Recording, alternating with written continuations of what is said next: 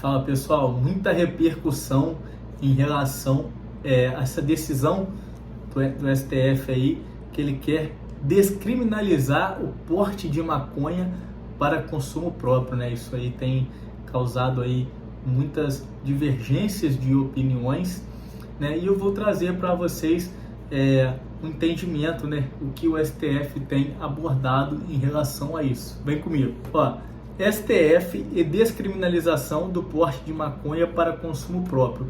Essa conduta não tem privação de liberdade, tá? Hoje, o consumo de drogas para uso próprio ou para uso pessoal, ele é despenalizado, ele não é descriminalizado ainda, mas não tem pena, ou seja, não tem uma pena privativa de liberdade ou restrição de liberdade. O ministro Gilmar Mendes reajustou o seu voto, ou seja, o ministro Gilmar Mendes ele já havia dado o seu voto, porém ele reajustou. Qual era o voto do ministro antes do reajuste? Descriminalização de todas as drogas para o uso próprio. Então, para o ministro, ele não queria descriminalizar somente a maconha, mas todas as drogas que fossem encontradas com o sujeito e entendesse que era para uso próprio e não para tráfico, né? Ele queria descriminalizar. Depois do reajuste do voto do ministro, como ficou? Né? Descriminalização somente da maconha, com certeza, né? Quando veio a público, né, essa posição desse voto dele, isso repercutiu de forma muito negativa, ainda mais vindo do Supremo, cara, né? Então ele entendeu que não era bem daquele jeito ali. Por quê? Quando você descriminaliza, né, até o uso da maconha, cara, para consumo próprio, né, o policial civil, militar que tá ali na linha de frente no combate, você tá dando um tapa na cara dele, você tá falando que o trabalho dele não tá valendo de nada. Então, assim, o judiciário, cara, principalmente o Supremo Tribunal Federal e o Superior Tribunal de Justiça, eles têm que buscar, né, dar entendimento, né, para fortalecer a atuação policial, tá? Mas não vou entrar, né, em discussão, né, em relação a isso. Vou tratar somente o tema abordado. Tá? E como definir um usuário, né, de acordo com o ministro e com o STF? Pessoas flagradas com 25 gramas a 60 gramas de maconha ou que tenham 6 plantas fêmeas.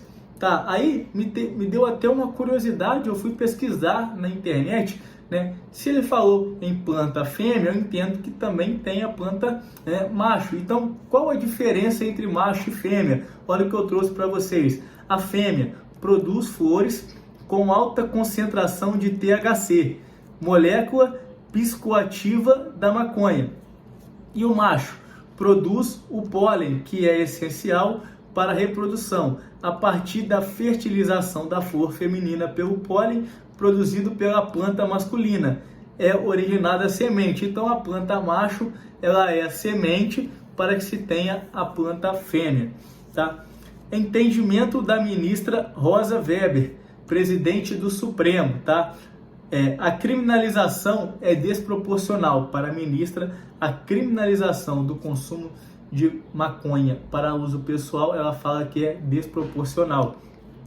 A tipificação de drogas para consumo pessoal aniquila os efeitos pretendidos pela lei em relação ao atendimento e tratamento de usuários e dependentes. Afirmou, né, a ministra afirmou haver uma incongruência normativa, alinhada à ausência de objetividade para diferenciar usuário de traficante. Fomenta a condenação de usuários como se traficantes fossem. Então, né, para a ministra, para o entendimento da ministra e de todos que compõem o STF, não digo todos, mas a maioria, é que existe uma condenação de usuários por tráfico, né? Então, para eles, né, tá havendo uma diferença muito grande aí, né? Para eles tem pessoas inocentes, tá, que estão sendo condenadas, usuários, né, sendo condenados como traficante. Então eles estão com pena dessas pessoas, tá? Então esse foi o meu entendimento, tá? Mas enfim, não, como eu falei, né, não estou aqui para debater a opinião deles, né? Enfim, tenho a minha, acredito como vocês também têm a de vocês, mas não vamos entrar nesse mérito. Se vocês quiserem expressar no comentário, fiquem à vontade. Como é hoje essa diferenciação? De acordo com a Lei 11.343, que é a nossa lei antidrogas, artigo 28, parágrafo 2º. Para determinar se a droga destinava-se a consumo pessoal, o juiz atenderá à natureza e à quantidade da substância apreendida, ao local e às condições em que se desenvolveu a ação, às circunstâncias sociais e pessoais, bem como à conduta e aos antecedentes do agente. Isso aqui, nesse ponto específico do artigo 28, parágrafo 2º, eu vejo o seguinte: eu já ouvi muitas pessoas falando que um pobre, exemplo, pobre, né, em local de periferia, né, com 100 gramas, né, ali, sei lá, com 100 gramas de maconha é traficante. Um rico, né, zona sul, com 1 quilo é usuário, né? Então, assim, se for entender nesse ponto, beleza. Se eles quiserem colocar o quê? Não, agora nós vamos colocar uma quantidade para usuário e uma quantidade acima ali para o tráfico, mas não vamos descriminalizar, só vamos, né, ser taxativos, ao invés de ser exemplificativo, como é o artigo 28, parágrafo 2º da Lei de Drogas. Se eles quiserem colocar taxativo essa posição aqui, eu concordo, né? Vamos colocar ali até X quantidade é usuário, tá? Mas assim, não querer descriminalizar o consumo próprio, cara. Eu sou totalmente contra isso, tá? E para o ministro Cristiano Zanin, também teve a posição, né, do ministro. Existem discrepâncias na aplicação judicial no artigo 28, que para ele encarcera em massa pessoas pobres, negras e de baixa escolarização. Então esse é o posicionamento do ministro em relação à forma como se encontra o artigo 28, parágrafo 2º nos dias atuais. Por outro lado, ele entende que a descriminalização contribuirá para agravar problemas de saúde relacionados ao vício. É o que vai acontecer. Eles vão passar a mão ali no usuário, mas vão encher ali a área de saúde com usuários, cara. Então, assim, mantém do jeito que tá, coloca taxativo, né, ali a quantidade de usuário e tráfico e deixa do jeito que tá. Agora, descriminalizar, aí realmente você vai inflar o Sistema Único de Saúde.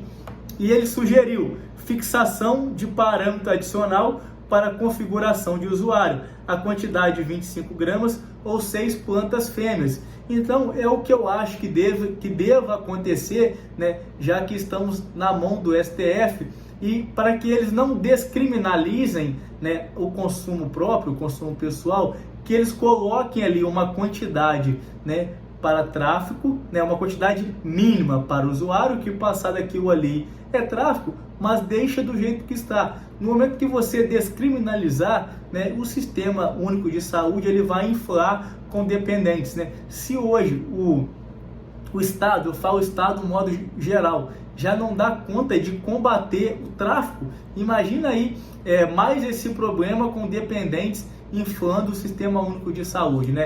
Não tem políticas voltadas para isso, né? Então, se o Brasil não está preparado ainda, né, para essa descriminalização, e eu também sou contra essa descriminalização, né, então, né, que se coloque, né, uma taxa que seja taxativo a quantidade ali de usuário, né, o que passar é tráfico, né, para que, como na posição deles, não ocorra essa discrepância em relação, né, pessoa pobre em área periférica com determinada quantidade é tráfico, e pessoa rica, né, em área nobre com quantidade às vezes 2, 3 vezes maior do que aquela pessoa pobre é considerada usuária, né? Já que existe essa discrepância, né, a gente não pode ser hipócrita de falar que não existe, porque realmente existe, tá? Mas já que existe isso, então que eles deem uma posição objetiva em relação, né, a essa particularidade, a esse ponto específico, que é o artigo 28, parágrafo 2º. Se você